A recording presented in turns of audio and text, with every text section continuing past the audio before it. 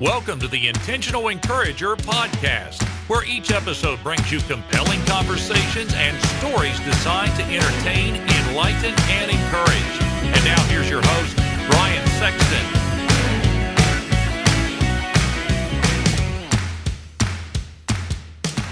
Hey everybody, Brian Sexton. I am intentionally encouraged when I see people doing business the right way. And for the last 15 years, Damon Burton and his team at SEO National have done just that. Now you might say, Brian, what can they do for me in my business? I'm going to tell you what they can do for you. They can help you understand search engine optimization. There are a lot of players out there in the marketplace, but you want a team of people that are going to be dedicated to working with you and helping you to understand search engine optimization and how you can show up higher on search engines so that you can bring more revenue into your business.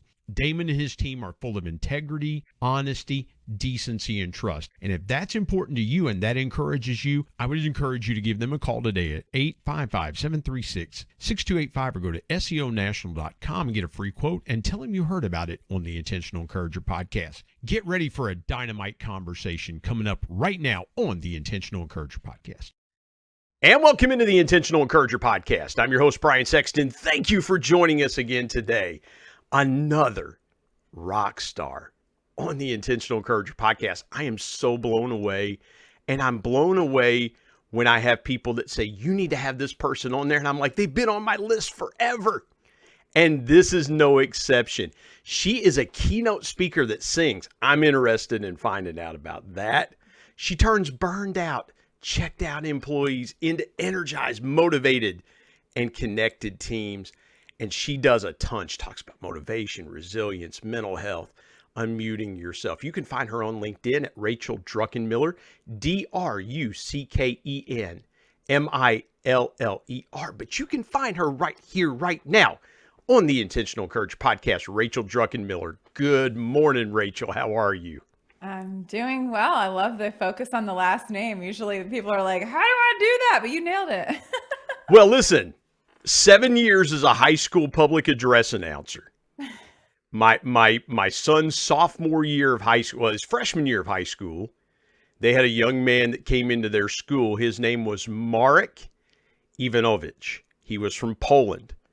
Didn't look like what it sounded. And so I had to get really good in 2 years at pronouncing last names, like Suhanov, a young man he went to school with from Russia. So Druckenmiller's a piece of cake. Besides, there used to be an NFL quarterback named Jim Druckenmiller. So I thought about that name and being a sports fan. But, you know, who was it? Dale Carnegie said, the sweetest sound to a person's ears is the sound of their own name. So, I needed to get that right, Rachel.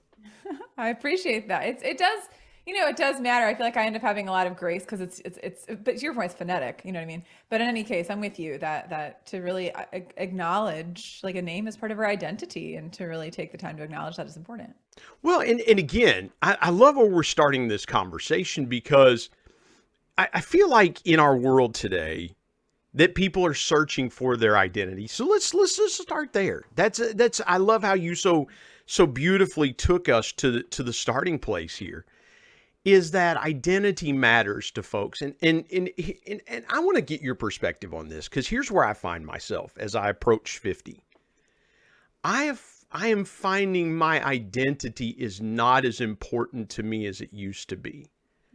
I'm finding myself in that place of wanting to step back and be a mentor and a supporter and an encourager of people, because I've been a front man. You're talking about singing. I started singing when I was 3 in church. My dad got me up when I was 3 in church. I'm finding myself, the older I get, I want to kind of step back and just mentor and encourage and help other people. Why do you feel like that identity has become so palpably important to so many people in today's world? I mean, because I think a lot of people don't feel they have a clear sense of what theirs is. And, I think a lot of the times we find our identity through the groups that we associate ourselves with, or through the communities we associate ourselves with, or through the family that we come from, or through the work that we do. And I think in our society, there's been a diminishing of connection through community. And so if people don't have a sense of clear connection to a group of people, it's really hard to sort of you kind of miss the opportunity of letting those people reflect back what they see in you. Yeah. And I think that so much of our identity, I mean, we could talk for 10 hours about that topic. Yeah. It's something that all of us want to feel a sense of, because it gives us a sense of meaning, right? To be able to be clear about who we are and why we're here. I think a lot of people are searching and seeking. And I think for many people, their faith is something that is a strong connector to a sense of, or a strong root foundation in terms of identity. For other people, it's their job. For other people, it's my dad's an Ironman triathlete. He's 72 years old. He's doing his 7th race this summer. And a big part of his identity is connected to being a triathlete, So I think part of it comes from the mad props to your pops. That's really, let me add, so let's go there for just a second. Yeah. If you don't mind me jumping in there, I'm fascinated by that. What do you think gives, you work with teams, you work with people all the time. Mm-hmm. You study how teams work, you study how they're built, the cultures around them. And you've got someone in your own family at 72 years old that is still pushing himself and challenging himself and seemingly, and Rachel, forgive me for kind of assuming here, but he should be kicking back with his feet up and enjoying retirement, enjoying his grandkids, enjoying the things that most 70-somethings enjoy, and he's still challenging and pushing himself. What's the one thing that you've taken from your dad that has helped you be able to coach teams and people more effectively? A sense of humility.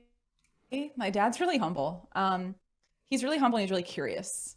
And so I definitely, pride can be my vice, right? We talk about the different vices that we have. If I fall into an area of what my vice could be, pride can be it. But I've always been curious. I've always been a curious person who's observant, who asks questions, who wants to learn more, who wants to dig deeper, versus making assumptions about people. And I think curiosity is so essential and important if we want to connect with each other, if we want to be effective, because when we start making assumptions and ordering people around and thinking we know better, I mean, that's just a trap, and we're likely not, we're probably not going to be very effective if we fall into that spot. So I feel like with my dad, this sense of curiosity and possibility. I mean, when I was growing up, he listened to Tony Robbins, CDs and watched Oprah and other things. He was always reading the newspaper, reading something. And so growing up in an environment that had both curiosity and possibility, I think is something that I bring into the work that I do with the teams and organizations I work with. That's funny you mentioned that, because when we think of people like Tony Robbins and we think of people like Oprah, you talk about how your dad was influenced by those people, but yet when they burst onto the scene in the 80s, they weren't called influencers. They were motivational speakers. And if you're watching on YouTube, I put that in air quotes. We've really changed how people are termed and viewed, but the work is still the same. And I'm so fascinated by what you just said there, how your dad just kept taking in things that motivated him, and underneath that probably provided him a lot of encouragement to do some of the things that he wanted to do in his life. You're the perfect person to go here with. So I want to go here with you. Sure. Why are we missing? Because I feel like it's kind of a mission of mine. I believe every company should have a culture of encouragement within their company.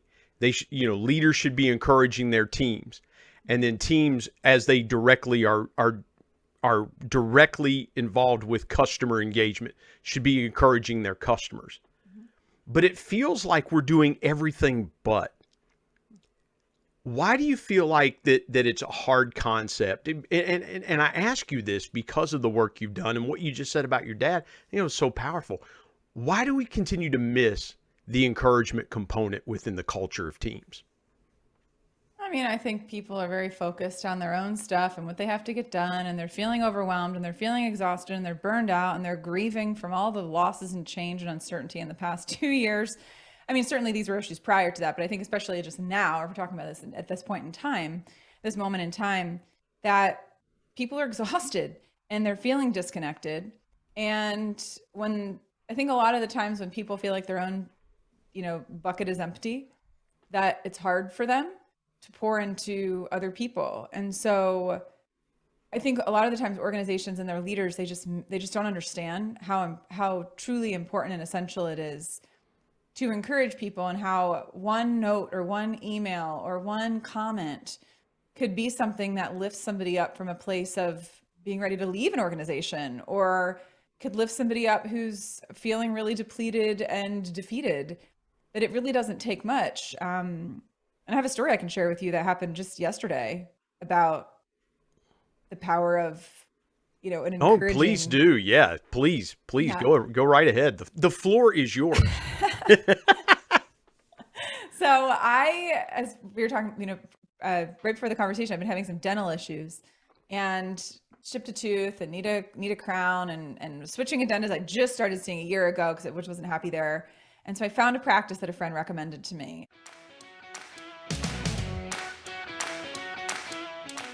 Hey everybody, Brian Sexton. Prices are going up by the day. We've got to find ways to increase our household revenue. Now, a couple ways you could do that is, one, you could go and ask your boss for a raise. But if that doesn't work, I've got another way for you. It's my friend Joe Hart's program called Products for Profit. Joe's been a guest here on the Intentional Encourager podcast and told his story about how learning retail arbitrage changed his life, and he's been helping thousands of people change theirs. Now, retail arbitrage is simply this. It's taking a product and buying it and then reselling it online for a higher price, and you keep the profits. And guess what? Amazon and Walmart use third-party resellers every day to fulfill their customer orders. I want you to go to productsforprofit.com or productsforprofit.card.co. Get connected to Joe's team. Tell them you heard about it on the Intentional Encourager podcast and start making money today with Products for Profit. And now let's get back to more great conversation on the Intentional Encourager podcast.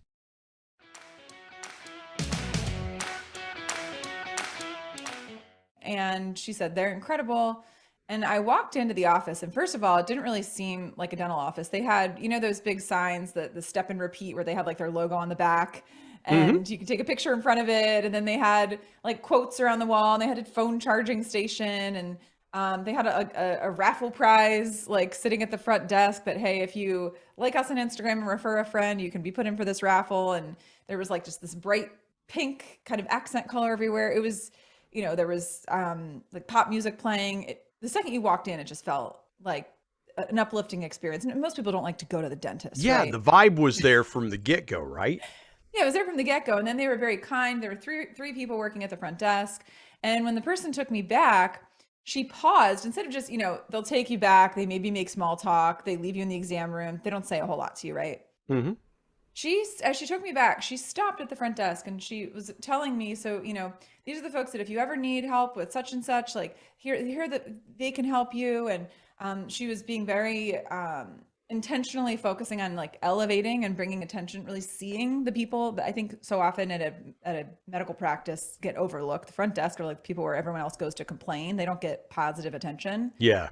So like from the get-go, and then she took me through and walked me through the room where all the supplies were. And she said, each of our, everything that we use is individually packaged, for safety. And then she was taking me through what they call their treatment suites. They're not exam rooms, they're treatment suites.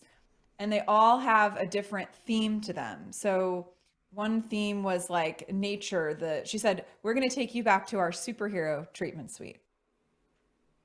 So she took me back, and there's pictures of like Marvel characters, like paintings and stuff on the canvas prints on the wall. And there's a sign hanging in front of the room. And, they said, and here we have a welcome gift for you. And sitting on the chair is like this bag with, their logo on it, and a hat and a hand sanitizer and, something else. So they don't know you work with, forgive me for interrupting. No.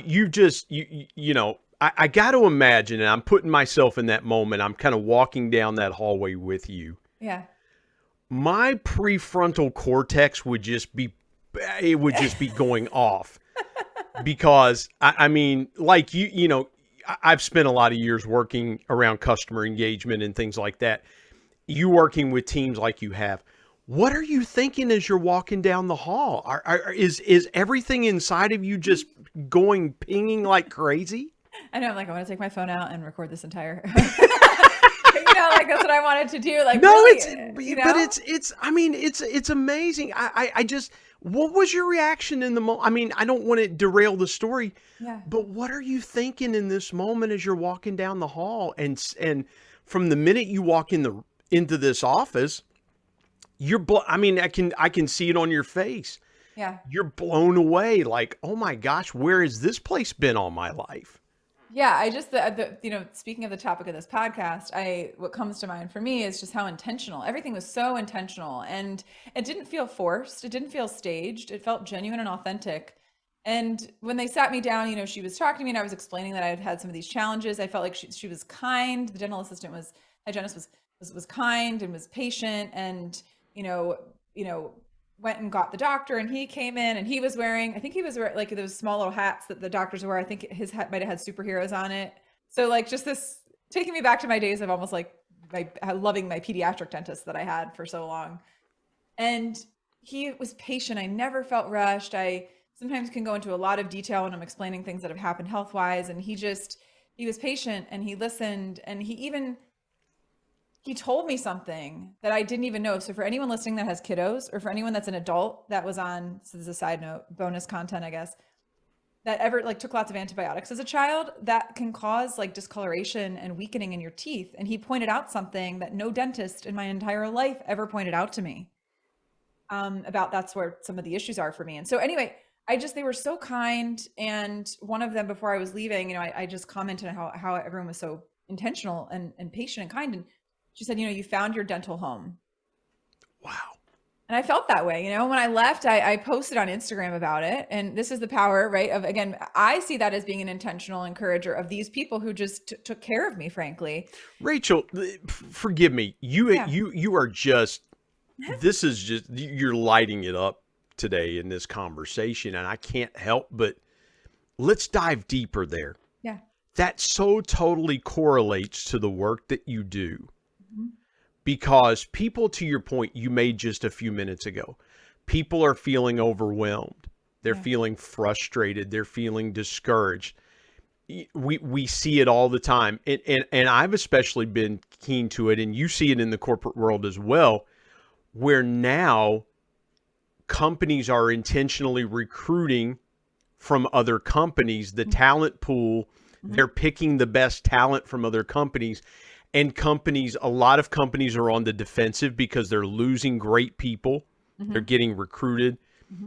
We see it in the service industry where you go to restaurants and half the dining room is full and there's still a wait there because the labor market is shrinking and things like that. And you go to a place that just totally just knocks everything out of the ballpark. And you talked about the intentionality. When you think about the work that you do, and forgive me for focusing on the work, I'm just fascinated how all this just comes together. Why is that a hard concept for some companies to get around, of just doing a few little things intentionally that will bring the retention factor up probably 10x if we were looking at it metrically?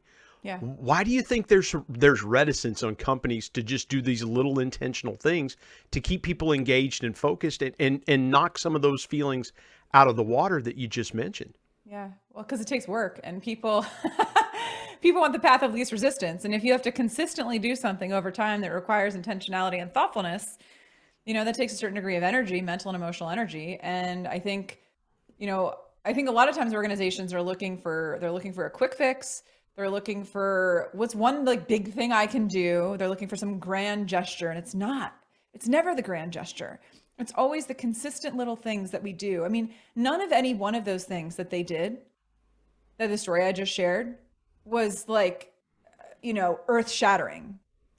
Aside from the fact that, by the way, as I was leaving, they intentionally like did everything they could to get me on the schedule sooner. I was scheduled for September 8th. And by the time I was home for a half hour, they called me and they said, we can get you in next Thursday at 8 a.m. Wow. And I was like, yeah, done. Like, y'all are amazing, And so it's the little things that make us feel like we matter. I think for everyone who's listening, to ask yourself, how can I make someone else feel like they matter today? Or how can I show, you can't make someone else, how can I show someone else today that they matter by doing something small to see them or to listen to them or to validate them or to encourage them or to affirm them or to support them? What is one little thing I can do? And these were accumulations. And then not only that, but wait, there's more. One of the head dentists of the practice connected with me on Instagram because I posted about them. It's called Valley Dental Health, by the way. And I said, we need more businesses in the world like this business. That's what I said specifically. And he said, I say we need more people in the world like you. You came with past experiences that should have made you closed off. You were open-minded and curious, and you were looking for good. And that kind of demeanor really allows us to step into our roles as a dental team. And then he watched a video of me singing, and then he commented wow, what a voice. It's just intentional beyond intentional. These are things, we don't have to do these things, but it's these little things that sometimes take 1, 2, 3, 4, 5 minutes that make a profound difference.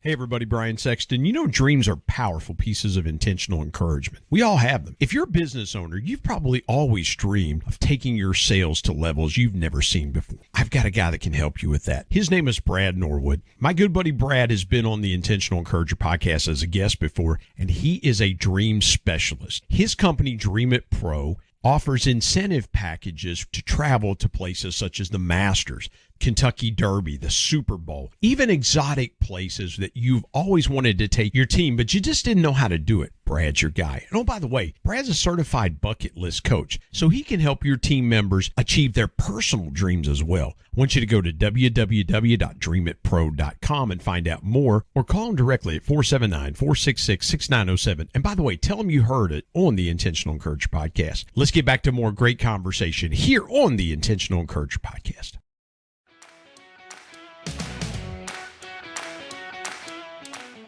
Well, here's what you just said that I wrote down that is really the profound part, and everything you said was fantastic.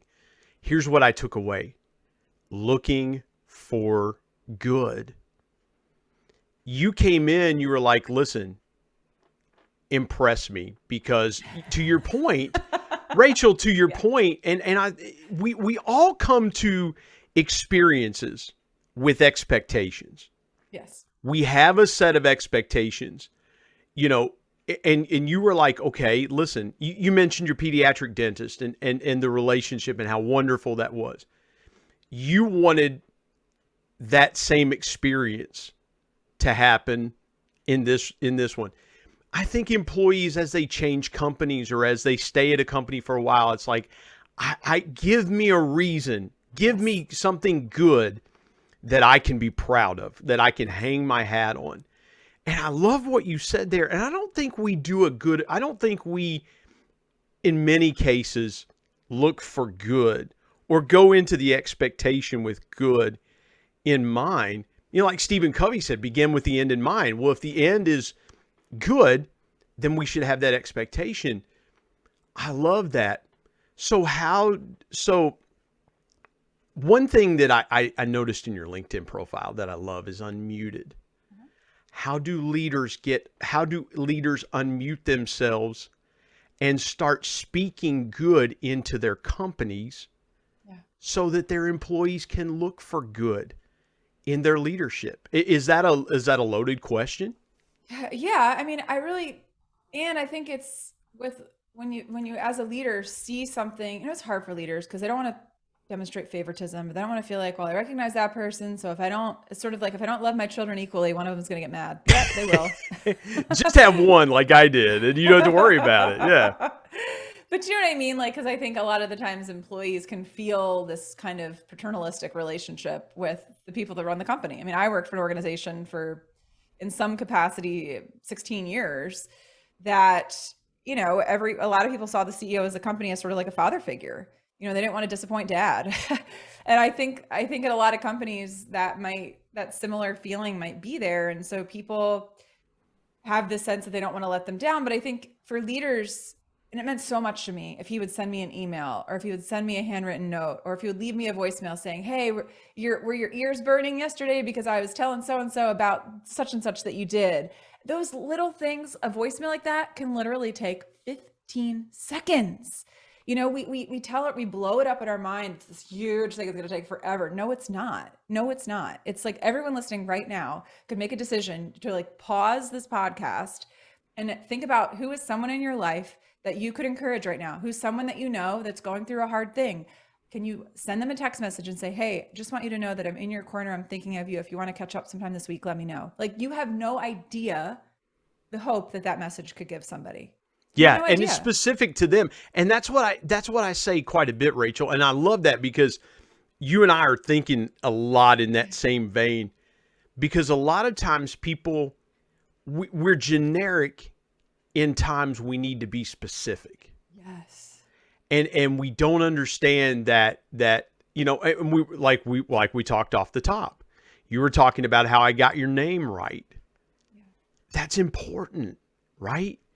Because what if I said, oh, my guest is Raquel Druckenmiller or something, you would think, oh my gosh, what a no talent hack, which in some cases you might be right. But what I'm saying is, how many times, people misspell Brian, they spell brain, which again, partially true, but again, when you know someone is thinking about you and they tailor that encouragement to you specifically, it's powerful, it's mind blowing. Yes. And I love what you said about the parental relationship between leaders and employees. So I want to focus on the leaders for just a moment here. Yeah. How do leaders turn that relationship from paternalistic to peer? Because really we should be walking side by side instead of, looking up to mom and dad, so to speak, in the company for leadership. How do we make that leadership more congruent side by side? Well, I mean, I think the hard part is that people are bringing, just candidly, I'm not a psychologist or a therapist. I've spent a lot of time with one, but that people are bringing their own relational dynamics into the workplace, right? So if someone perhaps didn't get certain needs met by a parental figure growing up, then they may look for it in a boss, and they may put undue pressure on a boss to be more than a boss should be. And they may be looking for a boss to be a dad or a boss to be a mom. Candidly, this absolutely happens in the workplace all the time. People are looking for a coworker or a manager or a boss to fill a role that somebody else in their life should have filled and did not. So that, I think, needs to be said. I think another thing is, they're equal in the sense of both being humans. They're not equal in necessarily their authority or their ability to make decisions or their ability to influence or something like that. So I think that for leaders, one of the things leaders can do is to take those little steps to reach out and check in, there's something that you can do. I learned about from, who was it? Maybe Sean Aker, I think, about doing a 2-minute gratitude jumpstart, where at the start of the day, you just say, okay, I'm going to take 2 minutes, set a timer for 2 minutes. I'm going to send either text messages or emails to a couple of different people. And I'm just going to let them know I appreciate them, again, in a way that's as specific as I can be. I think another thing that leaders can do is to just be honest about their own stuff. To an extent, there's a selective vulnerability that we can show up with. And when leaders show up, and instead of coming off as like above people, holier than thou, if they come out and share, this has been a really hard time for me too. Like, gosh, homeschooling a kid, seeing my wife homeschool a kid has just, I've just seen how hard it is. And I can't imagine, like, is there anything we can be doing to support you right now? Like, to sort of normalize certain shared human experiences, I think is a way that leaders can be more relatable. And taking that time to be intentional and to call out the good. It's like, what good can I call out in someone today, whether it's in a meeting or on a phone call, or again, in an email or in a text message or in a chat, on a private chat, on a Zoom call, like, hey, thanks for what you just shared. That was a really great idea. And I'm glad that you brought it up. right? These are not hard things. They're not like, I cannot overemphasize how not hard this is. It just requires thoughtfulness, which most people don't necessarily approach their days with thoughtfulness. Well, here's the thing that I'll say, Rachel, and I'll say this as we wind this part of our conversation down, is that we have an abundance of reaction and an absence of thought. Yes. When we see something that affects us, immediately the button is to react. Yeah. And I think if we would just be intentional with thought, and just to your brilliant point about just taking 15 seconds and just going, you know what? Today I was thinking about you, and here's what I value most about our relationship. Yeah. It's incredible. As you look at how leadership is going to move forward, and this is the last part of our discussion, and you have just lit it up with the things you brought to this discussion. Give leaders some intentional encouragement, how they can put themselves in a position to be those change agents of culture in their companies and create that culture of intentional encouragement. I'd say this. I think one of the most important things that leaders can do is to be willing to go on their own journey of transformational self-awareness. And I think so few leaders are willing to turn the mirror on themselves or have the mirror turned on them to get genuine feedback about ways that they could potentially grow. Because there's a defensiveness and there's ego that comes up and there's pride and there's this sense that I cannot ever be without answers, or I must always be competent and I must always be impressive and I must, there's this pressure to perform that so many leaders feel. And I think the reactive behaviors that we see and the dysfunction that we see is often a result of the fact that people haven't done their own work. So hire a business coach, see a therapist, talk to a spiritual leader, have an honest conversation about people in your life and ask them, what shows up when I do?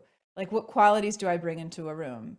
That's advice that I got. And I'm happy, to connect folks to that. If anybody wants to message me on LinkedIn, I have other, things I can send them of different kinds of questions too.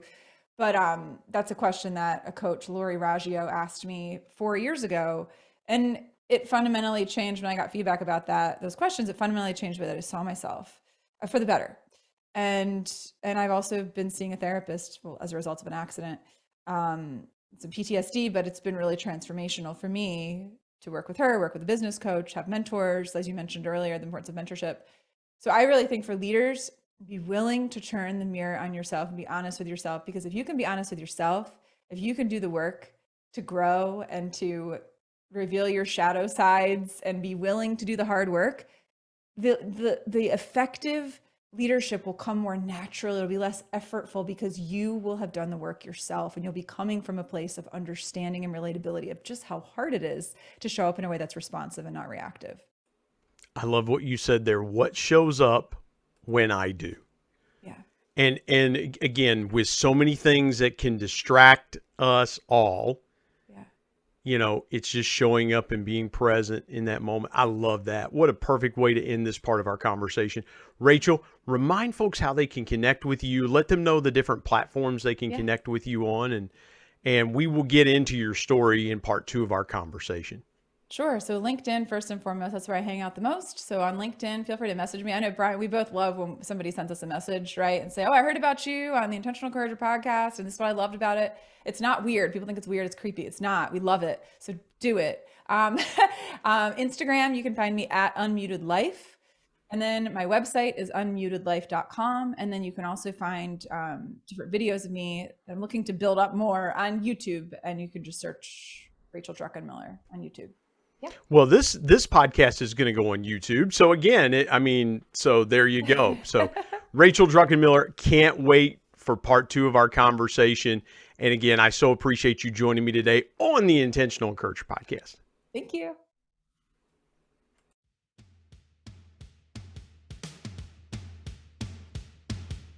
My thanks as always to producer Bryce Sexton and technical advisor Matt Means. And of course, the ultimate thanks goes to the Lord Jesus Christ, who provides intentional encouragement every day through his word. If you're not subscribed to the Intentional Encourager podcast, hit the subscribe button wherever you get podcasts so you don't miss an exciting episode where you can get encouraged and stay encouraged. And remember, anyone, anywhere, at any time, any place can be an intentional encourager.